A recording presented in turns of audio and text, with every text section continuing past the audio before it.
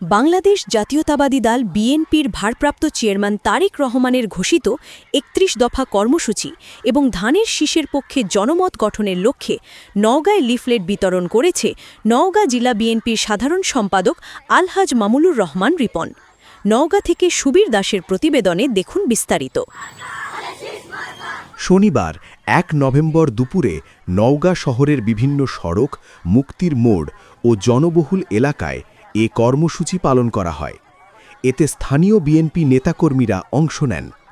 Leaflet বিতরণের সময় আলহাজ মামুনুর রহমান রিপন বলেন, তারেক রহমানের ঘোষিত ৩১ দফা কর্মসূচি হল বাংলাদেশের গণতন্ত্র, উন্নয়ন ও জন অধিকার পুনরুদ্ধারের রূপরেখা। ধানের শীষের পক্ষে জনগণের সমর্থন আরও জোরদার করতে আমরা ঘরে ঘরে যাচ্ছি। আমার দল ইনশাআল্লাহ, আমি মনে করি আমাকে অবশ্যই মনোনয়ন দিবেন ইনশাআল্লাহ। ৫ তারিখের পর দেশে অস্থিতিশীল পরিবেশের সৃষ্টি হয়েছিল। অনেকেই আমাদের দলের নাম ভাঙিয়ে বিভিন্ন রকম অনৈতিক কাজ করেছে, কিন্তু আমার ইনশাআল্লাহ একটা আমার ব্যাপারে কেউ কোনো রকম মন্তব্য করতে পারবে না ইনশাআল্লাহ। বলতে চাই, আমি ওমরা করে এসেছি, গতকালকে নওগাঁ এসেছি। আমি বলতে চাই, আমার বিরুদ্ধে যদি কোনো রকম খারাপ এলিগেন্স থাকে তাহলে আমাকে নমিনেশন দেওয়ার দরকার নাই।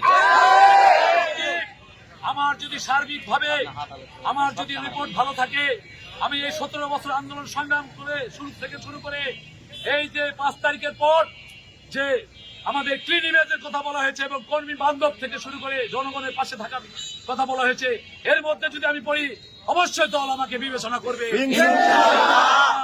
আমি স্পষ্ট ভাষায় বলতে চাই, আগামী যে নির্বাচন হবে এই নির্বাচনে আমি আশাবাদী আমার দল আমাকে অবশ্যই নমিনেশন দিবে। আমার নওগাঁর জনগণের কাছে দাবি করছি, আপনারা আমাকে একবার সুযোগ দিবেন ইনশাআল্লাহ। আমি আমার সততা দিয়ে এবং আমার মেধা দিয়ে আমি নওগাঁ শহরকে, নওগাঁ জেলাকে ইনশাআল্লাহ বদলিয়ে দিব ইনশাআল্লাহ।